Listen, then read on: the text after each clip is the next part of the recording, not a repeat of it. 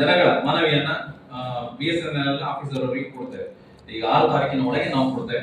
6 ತಾರೀಕಿನ ಒಳಗೆ ಕೊಟ್ಟು 1 ತಿಂಗಳ ಅವರಿಗೆ ಕಾಲಾವಕಾಶ. 70-75% ಜನಗಳಿಗೆ ನೆಟ್ವರ್ಕಿನ ಸಮಸ್ಯೆ ಇದೆ. ಅಂದ್ರೆ ಸಾಧಾರಣ 2.5-3 ಸಾವಿರ ಜನಗಳಿಗೆ ನೆಟ್ವರ್ಕಿನ ಸಮಸ್ಯೆ ನಮ್ಮ ತುಡಿಕಾಲ ನಿಮ್ಮ ಒಂದು ಅವಸ್ಥೆ ಮಾಡಿ ನೀ ಎಲ್ಲಿ ಯಾವ ಅಂಡರಲ್ಲಿ ಇರೋದು ಅಂತ ಕೇಳ್ತಾ ಇದ್ದಾರೆ. ನಮ್ಮ ಗ್ರಾಮ ಒಂದು ಇದಕ್ಕೆ ಅಪವಾದ ಅಂತ ಹೇಳುವಾಗೆ ಇದೆ ಅಂತ ಹೇಳುವುದನ್ನ ಅತ್ಯಂತ ನೋವಿನಿಂದ ನಿಮ್ಮ ಮುಂದೆ ನಾವು ಹಂಚಿಕೊಳ್ಳಿಕ್ಕೆ ಇವತ್ತು ಬಂದಿದ್ದೇವೆ.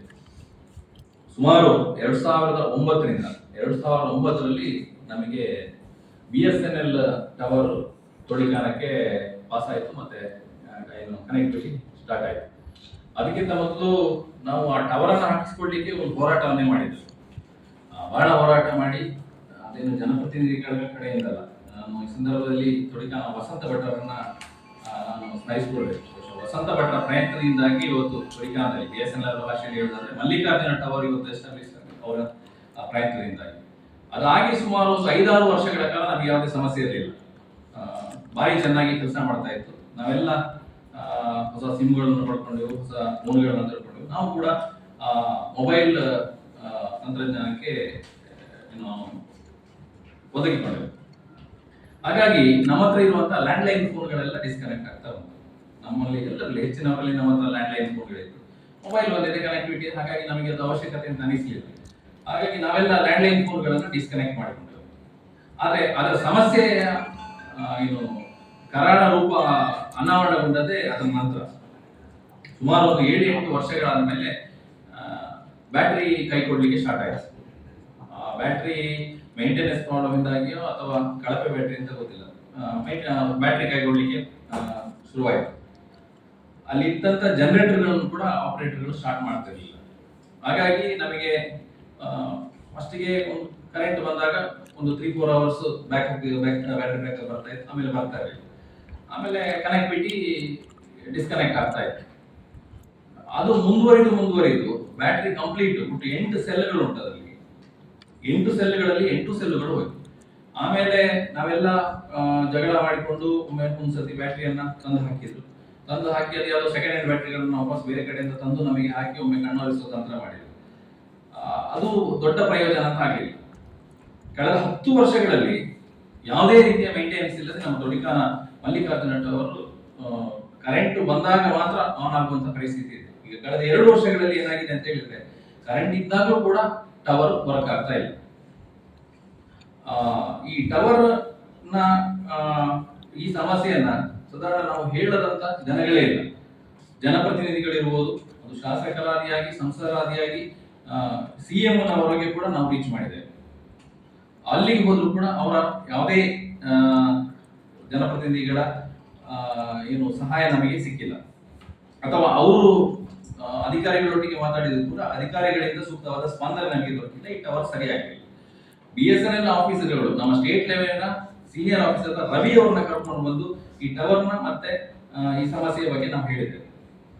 ಆದ್ರೂ ಕೂಡ ಇಲ್ಲಿವರೆಗೆ ನಮಗೆ ಯಾವುದೇ ಸಮಸ್ಯೆ ಸಿಗಲಿಲ್ಲ. ಹಾಗಾಗಿ ಕೊನೆಯ ನಮಗೆ ಪತ್ರಿಕೆಯವರೆಗೆ ಮೀಡಿಯಾಕ್ಕೆ ಹೋಗುದು ಅಂತ ನಾವು ತೀರ್ಮಾನ ಮಾಡಿ ಇವತ್ತು ನಮ್ಮೂರಿನ ನಾವು 6 ಜನ ಬಂದು ಇವತ್ತು ನಿಮ್ಮ ಮುಂದೆ ಪ್ರೆಸ್ ಮೀಟ್ ಮಾಡ್ತಾ ಇದ್ದೇವೆ. ಇದು ಯಾಕೆ ಅಂತ ಹೇಳಿದ್ರೆ ಇದು ನಮಗೆ ಅನಿವಾರ್ಯ. ತೊಡಿಕಾನದ ಬಗ್ಗೆ ನಿಮಗೆ ಎಲ್ಲರಿಗೂ ಗೊತ್ತಿದೆ.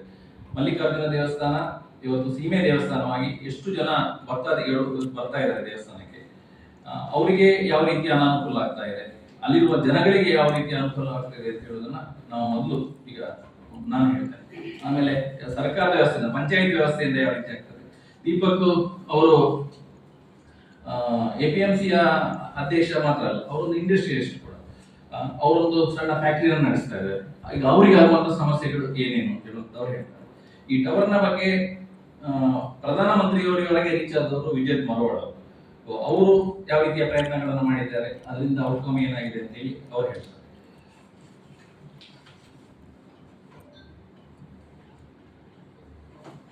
ಈ ಟವರ್ ಹೋದ್ಮೇಲೆ ನಾವೇನ್ ಮಾಡಿದ್ದೇವೆ ಅಂತ ಹೇಳಿದ್ರೆ ನಮ್ಮ ಸೊಸೈಟಿ ಕಡೆಯಿಂದ ಒಂದು ಏರ್ ಫೈಬರ್ ಅನ್ನ ಇನ್ಸ್ಟಾಲ್ ಮಾಡಿದ್ದೇವೆ.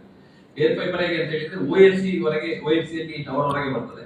ಅಲ್ಲಿ ಒಂದು ಆಂಟೆನಾ ಫಿಕ್ಸ್ ಆಗಿ ಏರ್ ಫೈಬರ್ ಒಂದು ಆಂಟೆನಾ ಟವರ್ಗೆ ಫಿಕ್ಸ್ ಆಗಿ ಮನೆಗಳಲ್ಲಿ ಅದನ್ನ ರಿಸೀವ್ ಮಾಡಿಕೊಂಡು ಇದಕ್ಕೆ ಯಾವಕ್ಕೆ ಅಂತ ಹೇಳಿದ್ರೆ ಡಾಟಾ ನಮ್ಮ ಇಂಟರ್ನೆಟ್ನ ಬ್ರಾಡ್ ಬ್ಯಾಂಡಿಗೆ ಏರ್ ಫೈಬರ್ನ ಇದು ನಮ್ಮ ಸೊಸೈಟಿ ಕಡೆಯಿಂದ ಸುಮಾರು 1.5 ಲಕ್ಷ ಖರ್ಚು ಮಾಡಿಕೊಂಡು ಮಾಡಿದ್ದೇವೆ. ಮತ್ತೆ ಉಳಿದವರೆಲ್ಲ ಅವರ ಮನೆಯ ರಿಸೀವಿಂಗ್ ಎಂಟನ್ನು ಹಾಕಿ 8-10 ಸಾವಿರ ಖರ್ಚು ಮಾಡಿಕೊಂಡು ಇದನ್ನ ಸ್ಟಾರ್ಟ್ ಮಾಡಿದ್ವಿ. ಯಾವಾಗ ಕೋವಿಡ್ ನ ಟೈಮಲ್ಲಿ ಮಕ್ಕಳಿಗೆ ಆನ್ಲೈನ್ ಕ್ಲಾಸ್ಗಳಾಗ್ತಾ ಇತ್ತು, ಮತ್ತೆ ಹೆಚ್ಚಿನವರು ವರ್ಕ್ ಫ್ರಮ್ ಹೋಮ್ ಇದರಲ್ಲಿ ಮನೆಯಲ್ಲಿ ಇಟ್ಕೊಂಡು ಕೆಲಸ ಮಾಡ್ತಾ ಇದ್ರು, ITBT ಕಂಪನಿಗಳಲ್ಲಿ ಕೆಲಸ ಮಾಡ್ತಾ ಇದ್ರು.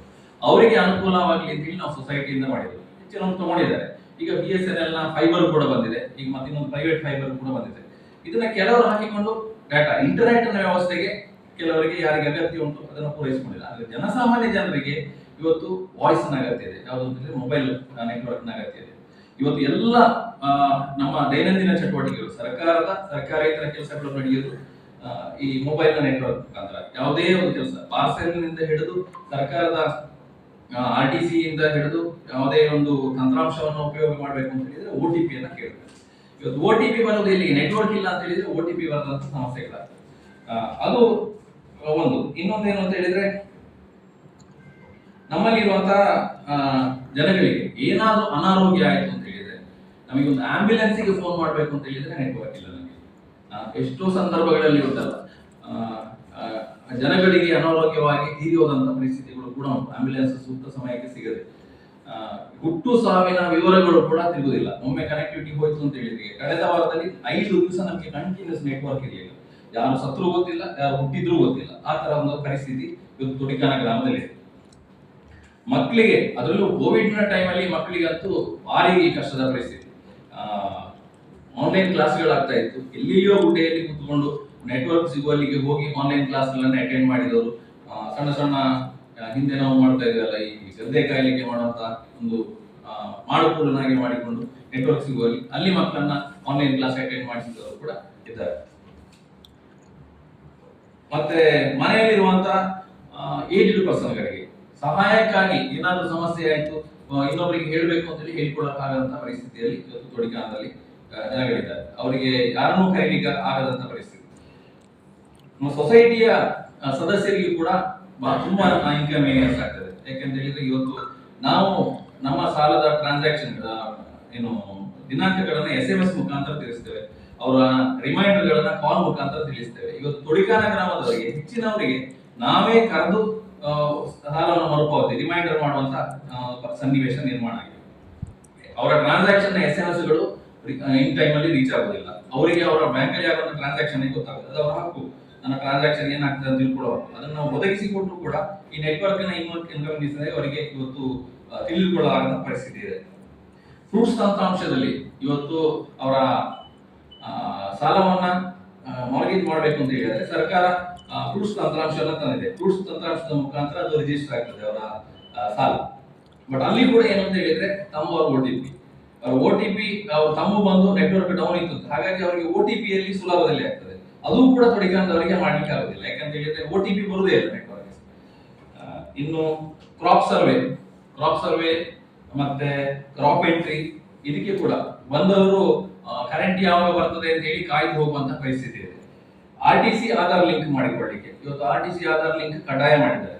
ಇವತ್ತು ಯಾರೆಲ್ಲ ಸದಸ್ಯರಿದ್ದಾರೆ ಜಾಯಿಂಟ್ ರೆಕಾರ್ಡ್ಸ್ ಅಂತ ಹೇಳಿದ್ರೆ ಅವ್ರದೆಲ್ಲ RTC ಮೊಬೈಲ್ಗೆ OTP-ಗಳು ಬರ್ತದೆ. ಇವತ್ತು ಏನಾಗಿದೆ ಅಂತ ಹೇಳಿದ್ರೆ ಇವರು ಮೊಬೈಲ್ಗಳನ್ನೆಲ್ಲ ಹೊತ್ತುಕೊಂಡು ಹೋಗಿ ಪೇಟೆಗೆ ಹೋಗುವಂತ ಪರಿಸ್ಥಿತಿ. ಅವ್ರು ಬರೆದಿದ್ರು ಕೂಡ ಮನೆಯಲ್ಲಿ ಅವರಲ್ಲಿ ಮೊಬೈಲ್ ತಗೊಂಡು ಹೋಗಿ ಅಲ್ಲಿ OTP ತಗೊಂಡು ಅವರ ಆಧಾರ್ RTC-ನ ಲಿಂಕ್ ಮಾಡಬೇಕು. ಇನ್ನು ರೇಷನ್ ಕೊಡುವಂತ ಸಂದರ್ಭಗಳಲ್ಲಿ ಗೊಬ್ಬರ ನಮ್ಮ ಫರ್ಟಿಲೈಸರ್ಗಳು ಕೊಡುವಂತ ಸಂದರ್ಭಗಳಲ್ಲಿ ಕೂಡ OTP-ಯನ್ನ ಪಡ್ಕೊಳ್ಳಿಕ್ಕೆ ತುಂಬಾ ಕಷ್ಟ ಆಗ್ತದೆ. ಇನ್ನು ನಮ್ಮ ಫೋನ್ ಪೇ ಅಥವಾ ಡಿಜಿಟಲ್ ಟ್ರಾನ್ಸಾಕ್ಷನ್ಗಳನ್ನ ನಮ್ಮ ಊರಿನಲ್ಲಿ ಮಾಡ್ಲಿಕ್ಕೆ ಸಾಧ್ಯವೇ ಇಲ್ಲ. ನೀವು ಡಿಜಿಟಲ್ ಟ್ರಾನ್ಸಾಕ್ಷನ್ ಅನ್ನ ಅರ್ಧ ಮಾಡುವಾಗ ನೆಟ್ವರ್ಕ್ ಹೋಗ್ತದೆ. ಯಾಕೆಂತ ಹೇಳಿದ್ರೆ ನಮ್ಮ ಟವರ್ ಅಲ್ಲಿ ಕರೆಂಟ್ ಹೋಯ್ತು ಅಂತ ಹೇಳಿದ್ರೆ ವಾಪಸ್ ಟವರ್ ಅಪ್ ಆಗ್ಲಿಕ್ಕೆ ನೆಟ್ವರ್ಕ್ ಬರ್ಲಿಕ್ಕೆ 21 ನಿಮಿಷ ಬೇಕು. 21 ನಿಮಿಷ. ಈ 21 ನಿಮಿಷದಲ್ಲಿ 19 ನಿಮಿಷ ಆಗಿ ಇನ್ನು 2 ನಿಮಿಷದಲ್ಲಿ ಟವರ್ ಅಪ್ ಆಗ್ತದೆ ಅಂತ ಹೇಳಿದ್ರೆ ಕರೆಂಟ್ ಹೋಗ್ತದೆ. ನಮ್ಮಲ್ಲಿ ಏನಂತ ಹೇಳಿದ್ರೆ ಗಂಡ ಹೆಂಡತಿ ತರ ಈ ಕರೆಂಟ್ ಮತ್ತೆ ನೆಟ್ವರ್ಕ್ ಹೋಗುದು ಬರುವುದೆಲ್ಲ ಒಟ್ಟಿಗೆ. ಈ 19 ನಿಮಿಷದಲ್ಲಿ ಟವರ್ ಹೋಯ್ತು ಅಂತ ಹೇಳಿದ್ರೆ 20ನೇ ನಿಮಿಷಕ್ಕೆ ಕರೆಂಟ್ ಬಂದರೂ ಕೂಡ ನಾವು ಮತ್ತೆ 21 ನಿಮಿಷ ಕಾಯಬೇಕು ಟವರ್ ಬರಲಿಕ್ಕೆ.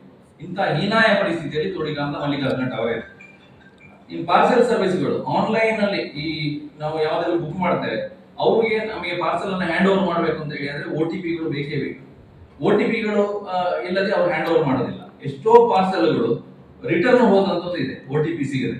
ನಾವು ಇದ್ದೇವೆ, ಎದುರಿಗೆ ನಿಂತಿದ್ದೇವೆ, ಆದ್ರೆ ಅವರಿಗೆ ಅನಿವಾರ್ಯ, ಯಾಕಂದ್ರೆ OTP ಇಲ್ಲದೆ ಅವರಿಗೆ ಅದನ್ನ ಹ್ಯಾಂಡ್ ಓವರ್ ಮಾಡ್ಲಿಕ್ಕೆ ಆಗೋದಿಲ್ಲ. ಎದುರೆದುರಿದ್ರು ಕೂಡ OTP ಇಲ್ಲದೆ ಅವರು ಮಾಡದೆ ರಿಟರ್ನ್ ಹೋದಂಥದ್ದು ಇದೆ. ಇನ್ನು ವರ್ಕ್ ಫ್ರಮ್ ಹೋಮ್, ಈಗ ಹೆಚ್ಚಿನವರಿಗೆ ವಾರದಲ್ಲಿ 2 ದಿವಸ ಆಫೀಸ್ಗೆ ಹೋಗ್ಲಿಕ್ಕೆ ಇರ್ತದೆ, ನಮ್ಮ ಮನೆಯಲ್ಲಿ ಬಂದು ಕೆಲಸ ಮಾಡ್ತಾರೆ. ಆದ್ರೆ ನಮ್ಮ ಊರಲ್ಲಿರುವಂತಹ ಮಕ್ಕಳಿಗೆ ಅಥವಾ ಯುವಕರಿಗೆ ಆ ಭಾಗ್ಯ ಇಲ್ಲ. ಅವರು ಅನಿವಾರ್ಯವಾಗಿ ಪೇಟೆಯಲ್ಲಿ ಉಳ್ಕೊಳ್ಳುವಂತ ಪರಿಸ್ಥಿತಿ, ಮನೆಯಿಂದ ಕೆಲಸ ಮಾಡ್ಲಿಕ್ಕೆ ಆಗುದಿಲ್ಲ. ಯಾಕಂದ್ರೆ ಇಲ್ಲಿ ಯಾವಾಗ ನೆಟ್ವರ್ಕ್ ಹೋಗ್ತದೆ ಬರ್ತದೆ ಅಂತ ಹೇಳಲಿಕ್ಕೆ ಸಾಧ್ಯ. ಇನ್ನು ಗೌರ್ಮೆಂಟ್ ಸರ್ವಿಸ್ಗಳ ಬಗ್ಗೆ ಏನೇನು ಕನ್ಫರ್ಮೇಶನ್ ಆಗ್ತದೆ ನಮ್ಮ ಹಿಮಣ್ಣ ಹೇಳ್ತಾರೆ. ನಾವು ಏನು ಮಾಡಿದ್ದೇವೆ ಅಂತ ಹೇಳುವಂಥದ್ದನ್ನ ಆಗ ಸ್ವಲ್ಪ ಸೂಚ್ಯವಾಗಿ ಹೇಳಿದೆ. ಇತ್ತೀಚಿನವರೆಗೆ ಕೂಡ ನಮ್ಮ ಭಾಗೀರಥಿ ಮುರಳಿ ಅವರು MLA ಆದಂತ ಸಂದರ್ಭದಲ್ಲಿ ಕೂಡ ನಾವು ಕುಡಿಕಾರಕ್ಕೆ ಕರ್ಕೊಂಡು ಬಂದು ಇದರ ಸಮಸ್ಯೆಯನ್ನ ಹೇಳಿದ್ರು.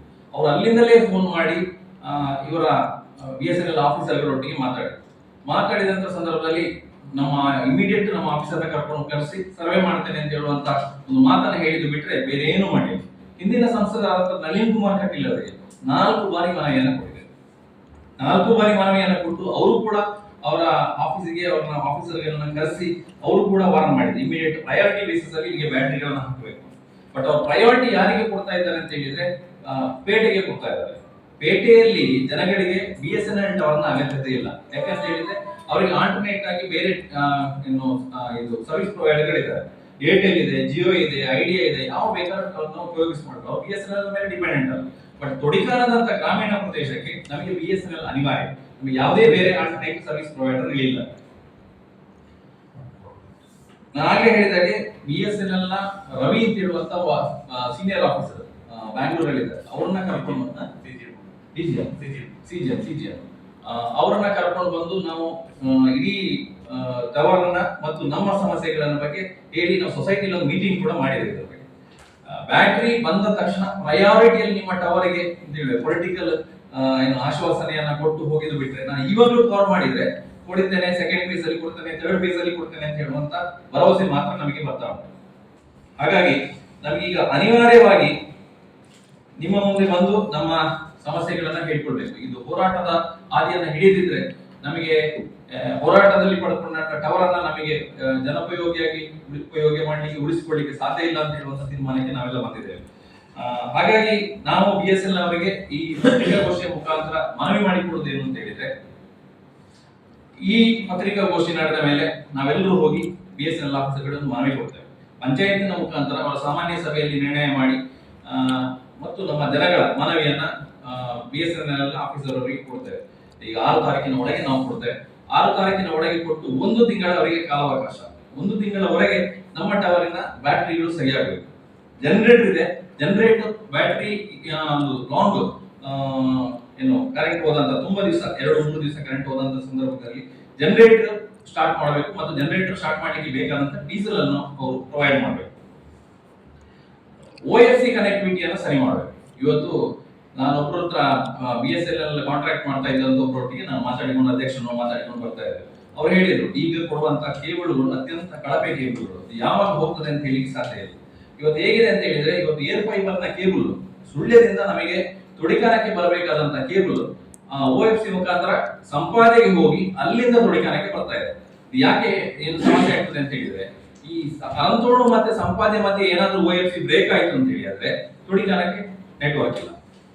ತೊಡಿಕಾನದಿಂದ ಅರಂತೋಡಿನಿಂದ ತೊಡಿಕಾನ ಮಲ್ಲಿಕಾರ್ಜುನ ಟವರ್ಗೆ ಬರಬೇಕಾದಂತ OFC ಅಡ್ಡಡ್ಕದಲ್ಲಿ ಒಂದು BSNL ಟವರ್ ಇದೆ, ಆ ಎಕ್ಸ್ಚೇಂಜ್ ಹೋಗಿ ಬರ್ತದೆ.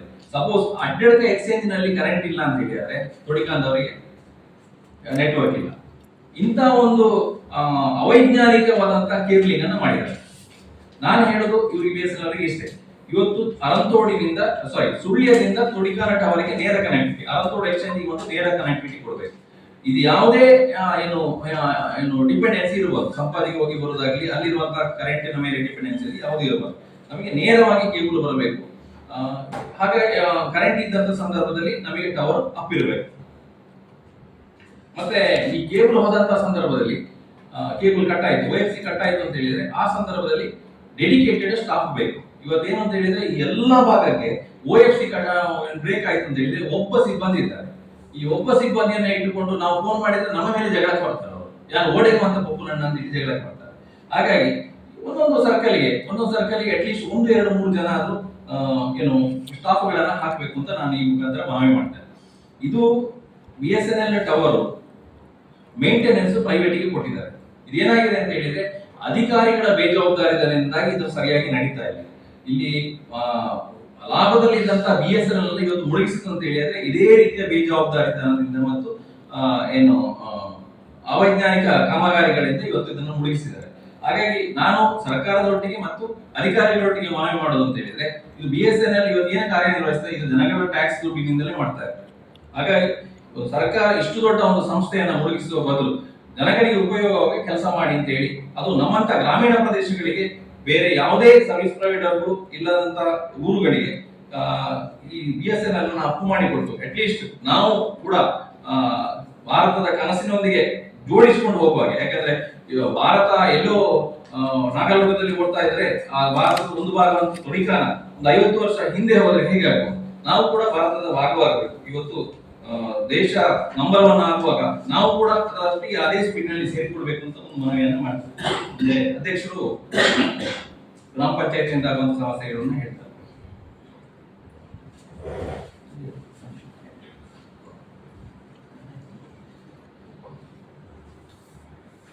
ಎಲ್ಲ ಮಾಧ್ಯಮದ ಮಿತ್ರರಿಗೆ ಮತ್ತು ನಮ್ಮ ಪಂಚಾಯಿತಿಯ ಎಲ್ಲ ಸಂಘ ಸಂಸ್ಥೆಗಳ ಸಹಕಾರಿ ಸಂಘದ ಅಧ್ಯಕ್ಷರು ಸಹಿತ ಎಲ್ಲ ಆತ್ಮೀಯ ಮಿತ್ರರಿಗೆ ನಮಸ್ಕಾರಗಳನ್ನು ತಿಳಿಸ್ತಾ, ಏನು ನಮ್ಮ ಸಹಕಾರಿ ಸಂಘದ ಅಧ್ಯಕ್ಷರಾದ ಸಂತೋಷ್ ಕುತ್ತಮಟ್ಟಿ ಅವರು ವಿವರವಾಗಿ ಏನು ನೆಟ್ವರ್ಕಿನ ಸಮಸ್ಯೆಯ ಬಗ್ಗೆ ವಿವರವಾದಂಥ ಮಾಹಿತಿಯನ್ನು ನಿಮಗೆ ನೀಡಿದ್ದಾರೆ.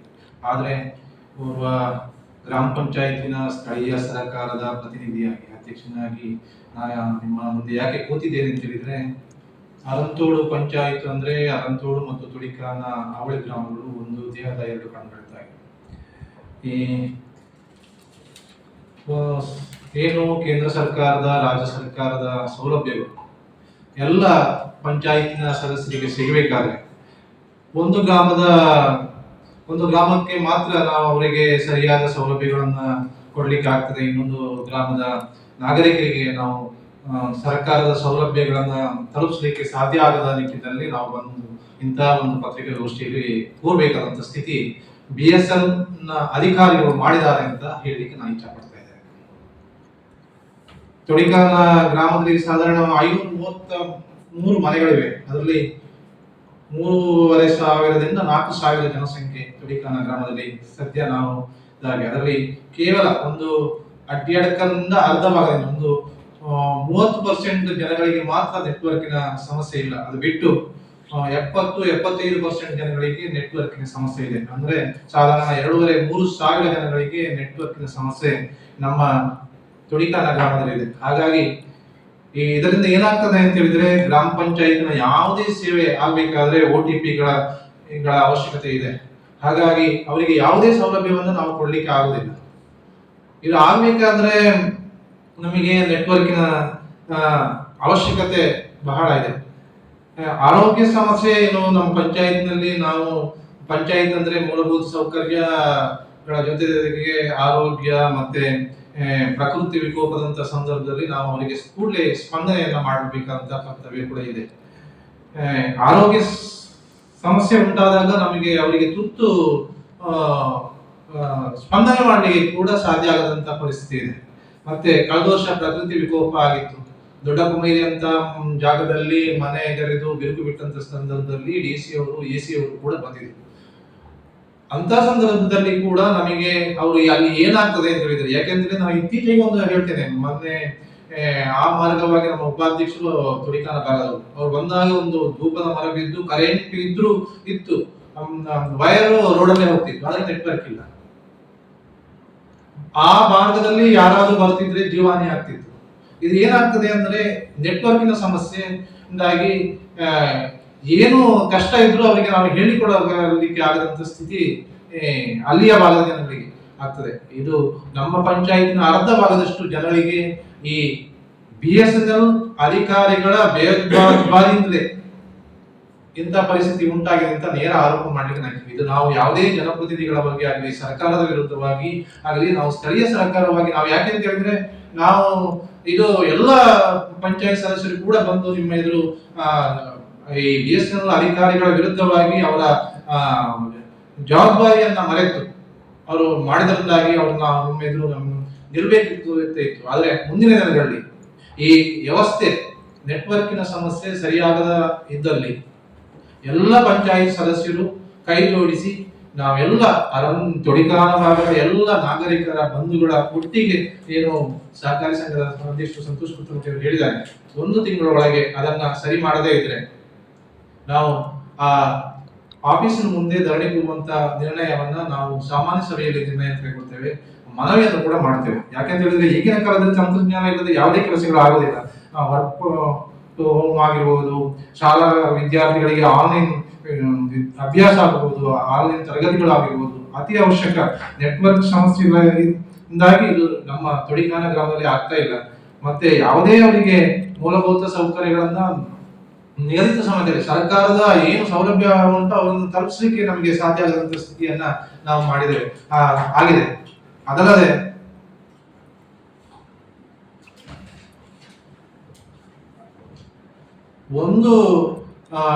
ಇನ್ನೊಂದು ಏನಾಗಿದೆ ಅಂತ ಹೇಳಿದ್ರೆ, ನೆಟ್ವರ್ಕ್ ಸಮಸ್ಯೆಗಳಿದ್ರು ಸ್ಥಿರ ದೂರವಾಣಿಗಳನ್ನು ಕೂಡ ಕಡಿತ ಮಾಡಿದ್ರು. ಈ ಲ್ಯಾಂಡ್ ಲೈನ್ ಆದ್ರೂ ಇದ್ರೆ ಅದಾದ್ರೂ ಒಂದಿಷ್ಟು ಕಿಂಚಿತ್ ಆದ್ರೂ ಸ್ಪಂದನೆ ಮಾಡ್ಲಿಕ್ಕಾದ್ರೂ ಸಮಯ. ಲ್ಯಾಂಡ್ ಲೈನ್ ಕೂಡ ಇಲ್ಲದೆ, ಒಂದು ಊರಿನಲ್ಲಿ ಮೊಬೈಲ್ ಇಲ್ಲದೆ ಒಂದು ಅರ್ಥದಲ್ಲಿ ಕತ್ತಲೆಯಲ್ಲಿ ಜೀವನ ಮಾಡಿದಂತ ಸ್ಥಿತಿಯನ್ನ ತೊಡಿಕಾನ ಗ್ರಾಮಕ್ಕೆ BSNL ಅಧಿಕಾರಿಗಳು ತಳ್ಳಿದ್ದಾರೆ ಅಂತ ಹೇಳಲಿಕ್ಕೆ ನಾನು ಇಚ್ಛೆ ಪಡ್ತೀನಿ. ಈ ಒಟ್ಟಿನಲ್ಲಿ ಈಗಿನ ತಂತ್ರಜ್ಞಾನದ ಜೊತೆಯಲ್ಲಿ ಆಧುನಿಕ ಜೀವನ ನಡೆಸಲು ಸಾಧ್ಯವಾಗದೆ ಹಳೆಯ ಕಾಲದ ಯಾವುದೇ ಸಂಪರ್ಕ ಇಲ್ಲದೆ ಬದುಕುವ ರೀತಿಯಲ್ಲಿ ಬಾವಿಯಲ್ಲಿದ್ದ ಕಪ್ಪೆಯಂತೆ ಬದುಕುವ ಸ್ಥಿತಿಯನ್ನ BSNL ಅಧಿಕಾರಿಗಳು ತೊಡಿಕಾನ ಗ್ರಾಮದಲ್ಲಿ ಸೃಷ್ಟಿ ಮಾಡಿದ್ದಾರೆ. ಹಾಗಾಗಿ BSNL ಟವರ್ ವ್ಯವಸ್ಥೆಯ ನಿರ್ವಹಣೆಯ ಈ ರೀತಿ ಜೀವನ ನಡೆಸಂತಾಗಿದೆ. ಈ ಕುರಿತು ಸಾಕಷ್ಟು ಮನವಿಗಳನ್ನ ಪಂಚಾಯತ್ನ ಸಾಮಾನ್ಯ ಸಭೆಯಲ್ಲಿ, ಇಲ್ಲಿ ಏನು ವಿಜೇತರು ಇದ್ದಾರೆ, ಮತ್ತೆ ಬಹಳಷ್ಟು ನಾಗರಿಕ ಬಂಧುಗಳು ನಮಗೆ ಪಂಚಾಯತ್ ಮುಖಾಂತರ ಕೊಟ್ಟಿದೆ. ನಾವು ಅದನ್ನ ಎಲ್ಲ BSNL ಅಧಿಕಾರಿಗಳಿಗೆ ತಲುಪಿಸುವಂತ ಕೆಲಸವನ್ನ ಮಾಡಿದ್ದೇವೆ. ಆದರೂ ಕೂಡ ಯಾವುದೇ ಒಂದು ಪಂಚಾಯತಿನ ಸ್ಥಳೀಯ ಆಡಳಿತದ ಮನವಿ ಕೂಡ ಸ್ಪಂದನೆ, ಒಂದು ಉತ್ತರ ಕೊಡದಂತ ಸ್ಥಿತಿಯನ್ನ BSNL ಅಧಿಕಾರಿ ಮಾಡಿದ್ದಾರೆ. ಹಾಗಾಗಿ ನಾವು ಇಂದು ಕೊನೆಗೆ ಯಾವುದು ಪತ್ರಿಕಾ ಮಾಧ್ಯಮದ ಮೂಲಕ ಏನು ಪ್ರಜಾಪ್ರಭುತ್ವ ವ್ಯವಸ್ಥೆಯಲ್ಲಿ ಕಾರ್ಯಾಂಗ, ಶಾಸಕಾಂಗ, ನ್ಯಾಯಾಂಗ, 4ನೇ ಅಂಗ ಒಂದು ಪತ್ರಿಕಾ ರಂಗ, ಅದರ ಮುಖಾಂತರ ನಾವೊಂದು ಪ್ರತಿಭಟನೆಯ ಹಾದಿಯನ್ನು ಹಿಡಲಿಕ್ಕೆ ಆರಂತೋಡು ಗ್ರಾಮ ಪಂಚಾಯತ್ ಆಡಳಿತ ಸಿದ್ಧ ಆಗಿದೆ. ಮುಂದಿನ ದಿನಗಳಲ್ಲಿ ಇದನ್ನ ಸರಿ ಮಾಡ್ತಾರೆ ಅಂತ ವಿಶ್ವಾಸ ತುಂಬಾ ಕಮ್ಮಿ ಇದೆ. ಹಾಗಾಗಿ ಅದನ್ನ ಸರಿ ಮಾಡಬೇಕು. ಸರಿ ಮಾಡದೇ ಇದ್ರೆ ನಮ್ಮ ಮುಂದಿನ, ಈಗ ನೀತಿ ಸಂಹಿತೆ ಇದೆ, ಮುಂದಿನ ಪಂಚಾಯತ್ ಸಾಮಾನ್ಯ ಸಭೆಯಲ್ಲಿ ನಿರ್ಣಯ ತಗೊಂಡು BSNL ಅಧಿಕಾರಿಗಳಿಗೆ ಮನವಿ ಜೊತೆಗೆ ನಾವು ಏನು ಸಹಕಾರಿ ಸಂಘದ ಅಧ್ಯಕ್ಷರು ಹೇಳಿದ್ದಾರೆ, 1 ತಿಂಗಳೊಳಗೆ ಅದನ್ನು ಸರಿ ಮಾಡದಿದ್ರೆ ಅದರ ಮುಂದೆ ಧರಣಿ ಕೂರುವಂತದ್ದು ಅಥವಾ ಅದರ ಕಚೇರಿಗೆ ಬೀಗ ಹಾಕುವಂತ ಕೆಲಸ ಅರಂತೋಡು ಗ್ರಾಮ ಪಂಚಾಯಿತಿಯ ಮೂಲಕ ನಾವು ಮಾಡ್ತೇವೆ, ಜನಪ್ರತಿನಿಧಿಗಳು ಮಾಡ್ತೇವೆ, ಆಡಳಿತ ಮಂಡಳಿ, ಪಂಚಾಯತ್ ಅಲ್ಲ ಆಡಳಿತ ಮಂಡಳಿ ಮಾಡ್ತೇವೆ ಅಂತ ನಾನು ಈ ಮೂಲಕ ಹೇಳಲಿಕ್ಕೆ ಇಚ್ಛೆ ಪಡ್ತೇನೆ.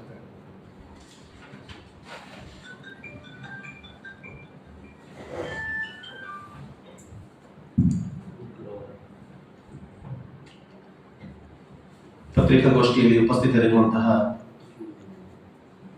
ಪತ್ರಿಕಾ ಮಾಧ್ಯಮ ಮತ್ತು ದೃಶ್ಯ ಮಾಧ್ಯಮದ ಎಲ್ಲ ಸ್ನೇಹಿತರೆ, ಹಾಗೆ ಪತ್ರಿಕಾಗೋಷ್ಠಿಯನ್ನು ನಡೆಸಿಕೊಡ್ತಿರುವಂತಹ ಸಹಕಾರಿ ಸಂಘದ ಅಧ್ಯಕ್ಷರೇ, ಗ್ರಾಮ ಪಂಚಾಯತ್ ಅಧ್ಯಕ್ಷರೇ, ಉಪಾಧ್ಯಕ್ಷರೇ ಹಾಗೂ ಉಪಸ್ಥಿತರಿರುವಂತಹ ಎಲ್ಲ ಗೌರವಾನ್ವಿತರೆ, ಇವತ್ತು ಹೇಳಬೇಕಾದಂತಹ ವಿಚಾರವನ್ನ ಅತ್ಯಂತ ಸವಿವರವಾಗಿ ಸಹಕಾರಿ ಸಂಘದ ಅಧ್ಯಕ್ಷರು ಮತ್ತು ಗ್ರಾಮ ಪಂಚಾಯತ್ ಅಧ್ಯಕ್ಷರು ನಿಮ್ಮ ಮುಂದೆ ತೆರೆದಿಟ್ಟಿದ್ದಾರೆ. ಎಲ್ಲ ಭಾವನೆ ಒಂದೇ, ನೆಟ್ವರ್ಕ್ ಸರಿಯಾಗಬೇಕು. ಸರಿಯಾಗುವಂತ ವಿಶ್ವಾಸ 100ಕ್ಕೆ 100 ಇಲ್ಲ. ನಾವು ಸಮಾಧಾನ ಭೇದದಂಡ ಮಾಡುವಂತ ಎಲ್ಲ ಕೆಲಸಗಳನ್ನ ನಾವು ಮಾಡಿಯಾಗಿದೆ. ಅಧ್ಯಕ್ಷರು ಹೇಳಿದಾಗೆ, ನಾನು APMC ಪ್ರೆಸಿಡೆಂಟ್ ಆಗಿರುವಂತಹ ಸಂದರ್ಭದಲ್ಲಿ 2-3 ಬಾರಿ ನಮ್ಮ ಸಂಸದರು ನಮ್ಮ APMCಗೆ ಬಂದಿದ್ರು. ಅವರ ಹತ್ರ ಖುದ್ದು ಮನವಿಯನ್ನ ಕೊಟ್ಟು ನಾವು ಹೀಗೆ ನಮ್ಮ ಸಮಸ್ಯೆಯನ್ನ ಅತ್ಯಂತ ಸವಿವರವಾಗಿ ಹೇಳಿದ್ದೇವೆ. ಆದರೂ ಕೂಡ ಏನು ದೊಡ್ಡ ಫಲಪ್ರದ ಆಗಲಿಲ್ಲ. ಹಾಗೆ ಆವಾಗ ಶಾಸಕರಾಗಿದ್ದಂತಹ ಅಂಗಾರ ಸರ್ ಅವರ ಹತ್ರ ಕೂಡ ನಾವು ಹೇಳಿದ್ದೇವೆ, ಆದರೂ ಏನು ಪ್ರಯೋಜನ ಬರಲಿಲ್ಲ. ಇವತ್ತು ಪರಿಸ್ಥಿತಿ ಏನಾಗಿದೆ ಅಂತ ಹೇಳಿದ್ರೆ, ಇವರೆಲ್ಲ ಹೇಳಿದಕ್ಕೆ ಇನ್ನೊಂದೆರಡು ನನ್ನ ವೈಯಕ್ತಿಕ ವಿಚಾರಗಳು. ನಾನೊಂದು ನ್ಯಾಯವಾದಿ ಆಗಿದ್ದೇನೆ, ನಮ್ಮ ಕಕ್ಷಿಗಾರರು ನನಗೆ ಫೋನ್ ಮಾಡ್ತಾರೆ. ಅವ್ರು ಇವತ್ತು ಕೇಸು ರಾತ್ರಿ ಫೋನ್ ಮಾಡಿದ್ರೆ ರಾತ್ರಿ ಇಲ್ಲ, ಬೆಳಿಗ್ಗೆ ಮಾಡಿದ್ರೆ ಬೆಳಿಗ್ಗೆ ಫೋನ್ ಇಲ್ಲ. ನಾವಿಲ್ಲಿ ಬಂದಾಗ ಕಕ್ಷಿದಾರರು ಬರಲಿಲ್ಲ ಅಂತ ಹೇಳಲಿಕ್ಕೆ ಆಗುದಿಲ್ಲ, ಯಾಕಂದ್ರೆ ನಮ್ಮ ಸಂಪರ್ಕ ಅವರಿಗೆ ಸಿಗ್ತಾ ಇಲ್ಲ, ಒಂದು ವಾರಂಟ್ ಆಗುದು ಅಥವಾ ಇನ್ನೇನೋ ಬೇರೆ ಸಮಸ್ಯೆಗಳಾಗುವಂಥದ್ದು ಒಂದು ಭಾಗ. ಇನ್ನೊಂದು, ನಾವೊಂದು ಸಣ್ಣ ಉದ್ಯಮವನ್ನು ನಡೆಸ್ತಾ ಇದ್ದೇವೆ. ಇವತ್ತು ಸಹಕಾರಿ ಸಂಘಗಳಿಂದ ಒಂದಷ್ಟು ಜವಾಬ್ದಾರಿ ಇದ್ದವರು, ಸ್ಥಾನದಲ್ಲಿದ್ದವರು ನಮಗೆ ದೂರವಾಣಿ ಮಾಡ್ತಾರೆ, ಮಾಡುವಾಗ ಸಿಗ್ತಾ ಇಲ್ಲ, ಅಲ್ಲಿ ಗ್ರಾಹಕರಿಗೆ ತೊಂದರೆ ಆಗ್ತದೆ. ಈಗ ನಾವು ಸಪ್ಲೈ ಮಾಡುವಂತ ಉತ್ಪನ್ನ ಅವರ ಸಹಕಾರಿ ಸಂಘಕ್ಕೆ ತಲುಪದಿದ್ರೆ ಅವರಲ್ಲಿ ಅವರಿಗೆ ಡಿಸ್ಟ್ರಿಬ್ಯೂಷನ್ ಮಾಡ್ಲಿಕ್ಕೆ ಆಗ್ತಾ ಇಲ್ಲ. ಈ ತರದ ಒಂದಷ್ಟು ಸಮಸ್ಯೆಗಳು. ಮತ್ತೆ ಆರೋಗ್ಯದ ಬಗ್ಗೆ ನಾವು ಹೇಳಬೇಕಾದ ಅವಶ್ಯಕತೆ ಇಲ್ಲ, ಊರಲ್ಲಿ ಯಾರು ತಿಳಿಯೋರು ನಮಗೆ ಗೊತ್ತಾಗುದಿಲ್ಲ. ಇಂತಹ ಒಂದು ಅತ್ಯಂತ ಒಂದು ಬೇಸರದ ಪರಿಸ್ಥಿತಿಯಲ್ಲಿ, ಕಷ್ಟದ ಪರಿಸ್ಥಿತಿಯಲ್ಲಿ ನಾವು ತುಡಿಕಾಲ ಗ್ರಾಮದವರಿದ್ದೇವೆ. ಇವತ್ತು ಟವರ್ ಅಲ್ಲಿ ಏನೇ ಸಮಸ್ಯೆ ಆಗಲಿ, ನಮ್ಮ ಸಹಕಾರಿ ಸಂಘದ ಅಧ್ಯಕ್ಷರಲ್ಲಿ ಹಾಗೆ, ವಿಜಯ್ ಬರೋಡ್ ಅವರು ಹಾಗೆ, ನನಗೆ ಟೆಕ್ನಿಕಲ್ ವಿಷಯಗಳು ಇವರಿಗೆ ಗೊತ್ತಿದ್ದಷ್ಟು ನಮಗೆ ಗೊತ್ತಿಲ್ಲ ವಿಷಯ. ಅಲ್ಲಿ ಫೋನ್ ಮಾಡ್ತಾರೆ, ಡೀಸೆಲ್ ತರ್ತಾರೆ, ಬ್ಯಾಟರಿಯನ್ನು ಸಂಪರ್ಕ ಮಾಡ್ತಾರೆ, ಇನ್ಯಾರೋ ಅಧಿಕಾರಿಗಳನ್ನು ಸಂಪರ್ಕ ಮಾಡ್ತಾರೆ, ಅದರ ರಿಸಲ್ಟ್ ಇದು. ಇವತ್ತು ಬೆಳಿಗ್ಗೆ ಕರೆಂಟ್ ಉಂಟು, ನೆಟ್ವರ್ಕ್ ಇಲ್ಲ. ಇಂತಹ ಪರಿಸ್ಥಿತಿಯಲ್ಲಿ ನಾವು ಇವತ್ತು ಇದ್ದೇವೆ. ಮೊನ್ನೆ ನನ್ನೊಬ್ಬರು ಸ್ನೇಹಿತರು, ಅವರು ಬೆಂಗಳೂರಲ್ಲಿ ಜಡ್ಜಿ ಆಗಿದ್ದಾರೆ, ಅಮರನಾಥ್ ಅಂತ ಹೇಳಿ, ಅವರು ತೊಡಿಕಾನಕ್ಕೆ ಬಂದು ತುಂಬಾ ಸಲ ಫೋನ್ ಮಾಡಿದ್ರು, 10-20 ಸಲ ಫೋನ್ ಮಾಡಿದ್ರು. ನಾನು ತಕ್ಷಣ ಅಲ್ಲಿಂದ ದೇವಸ್ಥಾನಕ್ಕೆ ಒಂದು ಹೋದ ತಕ್ಷಣ ಹೇಳಿದ್ರು, ಎಂತ ನಿಮ್ಮ ಒಂದು ಅವಸ್ಥೆ ಮಾರ್ರೆ, ನೀ ಎಲ್ಲಿ ಯಾವ ಅಂಡಮಾನ್ಲಿ ಓಡೋ ನೀನು ಅಂತ ಹೇಳ್ತಾ ಇದ್ದಾರೆ, ನೀ ಯಾವ ಅಂಡಮಾನ್ಲಿ ಓಡೋ, ಇಂತಹ ಪರಿಸ್ಥಿತಿ. ಆಗ ನಾವು ಅಧ್ಯಕ್ಷರು ಹೇಳಿದ್ದಾರೆ, ಭಾರತ ಅತ್ಯಂತ ವೇಗವಾಗಿ ಓಡ್ತಾ ಇದೆ, ನಾವು ಇನ್ನು ತೆವಳುತ್ತಾ ಇದ್ದೇವೆ. ಇಂತಹ ಪರಿಸ್ಥಿತಿಯಲ್ಲಿ ಇವತ್ತು ಏನು ಪತ್ರಿಕಾಗೋಷ್ಠಿಯಲ್ಲಿ ಹೇಳಿದ್ದಾರೆ, ಈ ಅಧಿಕಾರಶಾಹಿಗಳು ನಮ್ಮನ್ನ ತುಳಿತಾ ಇದ್ದಾರೆ, ಅವರ ಲಾಭಕ್ಕೋಸ್ಕರ ನಮ್ಮನ್ನ ಇವತ್ತು ಮೆಟ್ತಾ ಇದ್ದಾರೆ. ಹಾಗೆ ಅದು ಹೆಚ್ಚು ದಿವಸ ನಿಲ್ಲಿಕ್ಕಿಲ್ಲ. ನಾವು ಖಂಡಿತ ಊರಿನವರು ಸಂಪೂರ್ಣ ಒಗ್ಗಟ್ಟಾಗಿ ಸಹಕಾರಿ ಸಂಘ ಮತ್ತು ಗ್ರಾಮ ಪಂಚಾಯತ್ ಅಧ್ಯಕ್ಷರ ನೇತೃತ್ವದಲ್ಲಿ ಧರಣಿಯನ್ನು ಕೂತು ನಾವು ಮಾಡಬೇಕಾದ ಕೆಲಸವನ್ನ ಮಾಡಿಯೇ ಮಾಡ್ತೇವೆ ಅಂತ ಹೇಳುವ ಒಂದು ಮಾತನ್ನ ಈ ಸಂದರ್ಭದ ಪತ್ರಿಕಾಗೋಷ್ಠಿಯ ಮೂಲಕ ನಾವಿವತ್ತು ಹೇಳ್ತಾ ಇದ್ದೇನೆ.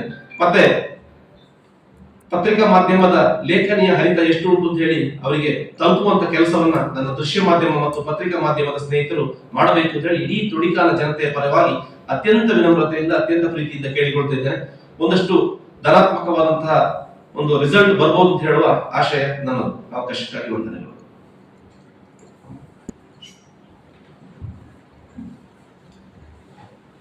ಎಲ್ರಿಗೂ ನಮಸ್ಕಾರ. ಈಗಾಗಲೇ ನಮ್ಮ ಅಧ್ಯಕ್ಷರು ಹೇಳಿದಾಗೆ ಮೊಬೈಲ್ ಟವರ್ನ ಸಮಸ್ಯೆ ಬಹುಶಃ 10 ವರ್ಷದಿಂದ ನಮ್ಮನ್ನು ಕಾಡ್ತಾ ಇದೆ.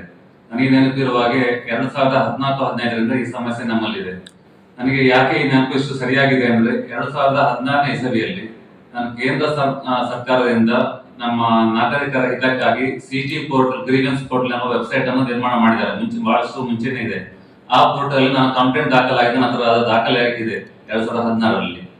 ಆಗ ನಮ್ಮ ಅಧ್ಯಕ್ಷರು ಹೇಳಿದ ಹಾಗೆ ತಾತ್ಕಾಲಿಕವಾಗಿ ಏನೋ ಒಂದು ಟೆಂಪರರಿ ಸೊಲ್ಯೂಷನ್ ಅನ್ನುವಂತ ರೀತಿಯಲ್ಲಿ ಹಳೆಯ ಬ್ಯಾಟ್ರಿ, ರಿಫರ್ಬಿಶ್ ಬ್ಯಾಟ್ರಿಯನ್ನು ತಂದು ಹಾಕಿ ನಮಗೆ ತಾತ್ಕಾಲಿಕವಾಗಿ ಸಮಸ್ಯೆಗೆ ಪರಿಹಾರ ಕೊಟ್ಟಿದ್ರು.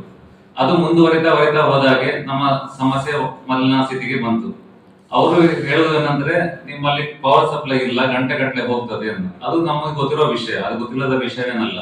ಅದಕ್ಕೆ ಸರಿಯಾದ ಬ್ಯಾಟ್ರಿ ಬ್ಯಾಕಪ್ ನಿಮಗೆ ಕೊಡ್ಲಿಕ್ಕೆ ಆಗ್ತಲ್ಲ, ಅವರು ಆವತ್ತಿಂದ ಪದೇ ಹೇಳುವ ಸಮಸ್ಯೆ. ಇದು ಹೀಗೆ ಮುಂದುವರೆದು ಈಗ ಸದ್ಯ ಬಹುಶಃ 2023ನೇ ಇಸವಿ ನವೆಂಬರ್ ತಿಂಗಳಂತ ನೆನಪಿದ್ದಾಗೆ ಅಲ್ಲಿಂದ ಹಿಡಿದು ಮೊನ್ನೆವರೆಗೆ ಒಂದು 6 ಬಾರಿ ನಾನು ಮತ್ತೆ ವಾಪಸ್ ಕಂಪ್ಲೇಂಟ್ ದಾಖಲೆ ಮಾಡಿದ್ದೇನೆ ಆ ವೆಬ್ಸೈಟ್ ಇಲ್ಲದ್ರೆ. ಅದ್ರ ನನಗೆ ಮೊದಲೊಂದು 2 ಸಲ ಬೇರೆ ಒಂದು ವಿಷಯಕ್ಕೆ ನಾನು ಕಂಪ್ಲೇಂಟ್ ಮಾಡಿ ನನಗೆ ಸ್ವಲ್ಪ ಅದ್ರಲ್ಲಿ ಫಲ ಸಿಕ್ಕಿದೆ.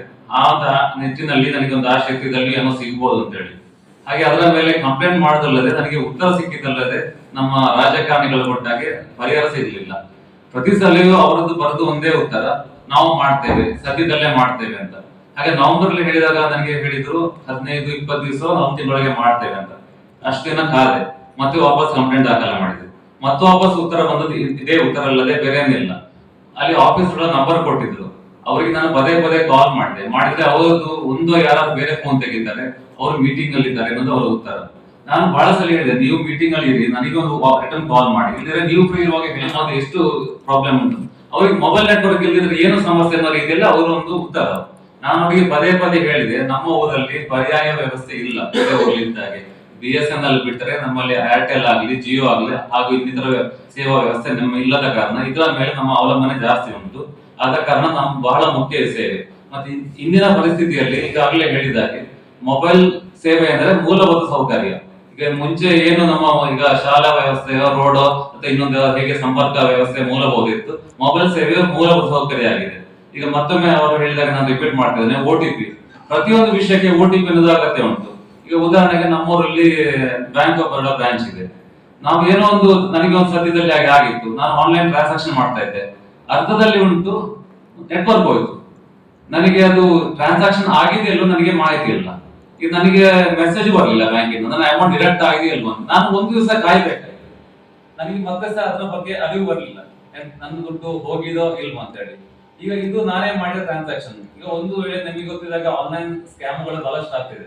ಈಗ ಆನ್ಲೈನ್ ಮೂಲಕ ಯಾರೋ ನನ್ನ ನಂಬರ್ ಹ್ಯಾಕ್ ಮಾಡಿದ್ದಲ್ಲಿ ನನ್ನ ಅಕೌಂಟ್ ದುಡ್ಡು ಹೋಗಿದ್ದಲ್ಲೋ ಕೇಳೋ ಪರಿಸ್ಥಿತಿ ನಮಗೆ ಗೊತ್ತಿರೋದಿಲ್ಲ. ಅದು ಶನಿವಾರ ಆಯ್ತು ಅಂತ ಇಟ್ಕೊಳ್ಳಿ, ಬ್ಯಾಂಕ್ ಅಲ್ಲಿ ಕೇಳೋ ಪರಿಸ್ಥಿತಿ ನಾವಿರೋದಿಲ್ಲ, ಸೋಮವಾರಕ್ಕೆ ಕಾಯ್ಬೇಕು. ಆಗಷ್ಟೊತ್ತಿಗೆ ನಮ್ಮ ಕಥೆ ಏನಾಗಿರ್ಬೋದು ನೀವೇ ಅನುಭವಿಸಬಹುದು. ಮತ್ತೆ ಅದಲ್ಲದೆ ಈಗ ಬಹಳಷ್ಟು ಜನ ಹೇಳ್ತಾರೆ, ಯುವಕರು ಹಳ್ಳಿ ಬಿಟ್ಟು ಪೇಟೆಗೆ ಹೋಗ್ತಾರೆ, ಹಳ್ಳಿಯಲ್ಲಿ ಯಾರು ನಿಲ್ಲುದಿಲ್ಲ ಅಂತ ಹೇಳಿ. ಉದಾಹರಣೆಗೆ ಸಂತೋಷ್ ಅವರಾಗ್ಲಿ ನಾನಾಗ್ಲಿ ಪೇಟೆ ಬಿಟ್ಟು ಹಳ್ಳಿಗೆ ಬಂದವರು, ನಾವಲ್ಲಿ ಜಾಬ್ ಅಲ್ಲಿ ಇದ್ದವರು.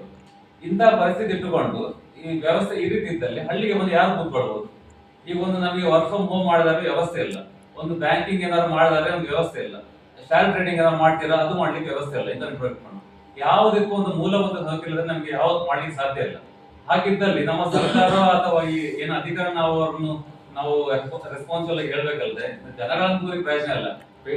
ಹಳ್ಳಿ ಬಿಟ್ಟು ಪಟ್ಟಣಕ್ಕೆ ಹೋಗ್ತಾರೆ, ಹೋಗ್ತಾ ಜನ ಈ ತರ ಇದ್ದಾರೆ.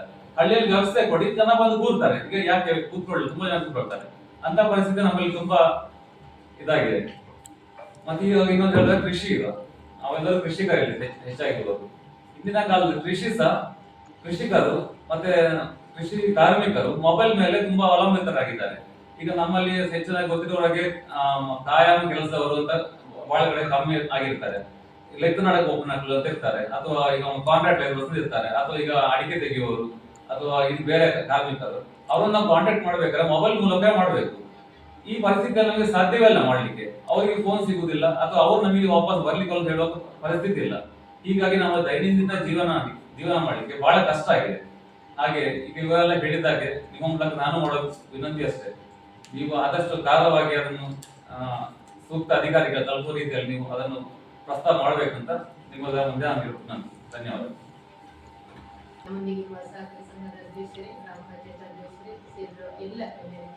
ನಾವಂದ್ರೆ ತೊಡಿಕಾಲದಲ್ಲಿ ಮೂಲಭೂತ ಸೌಕರ್ಯದಲ್ಲಿ ಮೊಬೈಲ್ ಕೂಡ ಒಂದಾಗಿದೆ. ನಮಗೆ ತುಂಬಾನೇ ಕಷ್ಟ ಆಗ್ತಾ ಇದೆ.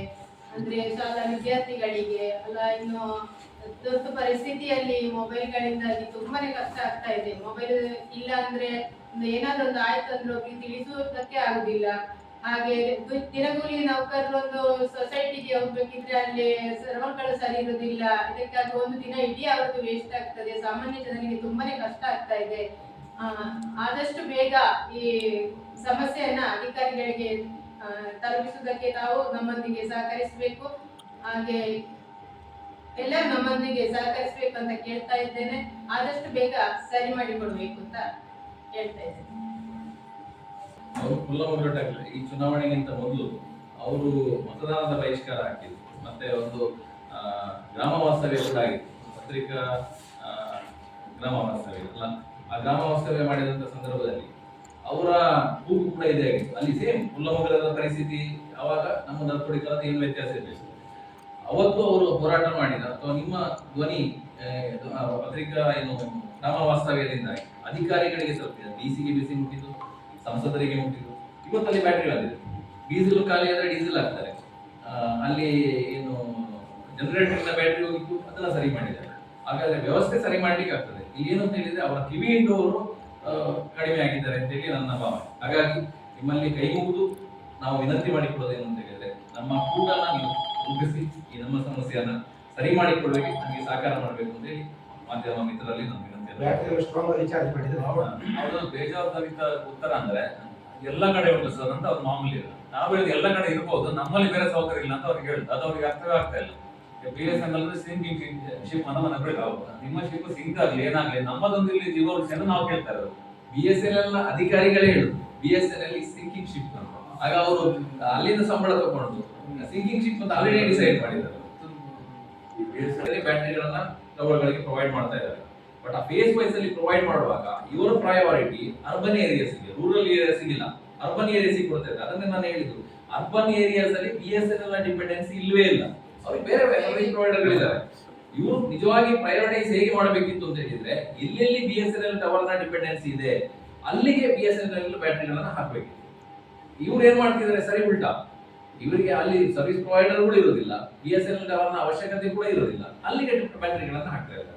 ಆಕ್ಚುಲಿ BSNL ಗೆ ಇವತ್ತು ನಾವು ಫೀಡ್ ಮಾಡ್ತಾ ಇರುವವರು ನಾವು ಗ್ರಾಮೀಣ ಪ್ರದೇಶದವರು, ನಾವು ಪೋರ್ಟ್ ಮಾಡಿಕೊಳ್ಳಿಲ್ಲ. ನಮಗೆ ಯಾಕೆಂದ್ರೆ ನಮಗೆ ಇರುವುದೇ ಒಂದು BSNL. ನಾವು ಸ್ಟಿಲ್ ಅವತ್ತು ಏನು ನಂಬರ್ ತಗೊಂಡಿದ್ದೇವೆ ಅದೇ ನಂಬರ್ ಇವತ್ತು ರಿಟೈನ್ ಮಾಡಿಕೊಂಡಿದ್ದೇವೆ, ಅದೇ ಸರ್ವಿಸ್ ಪ್ರೊವೈಡರ್ ನ ರಿಟೈನ್ ಮಾಡಿಕೊಂಡಿದ್ದೇವೆ, ನಮಗೆ ಅನಿವಾರ್ಯ.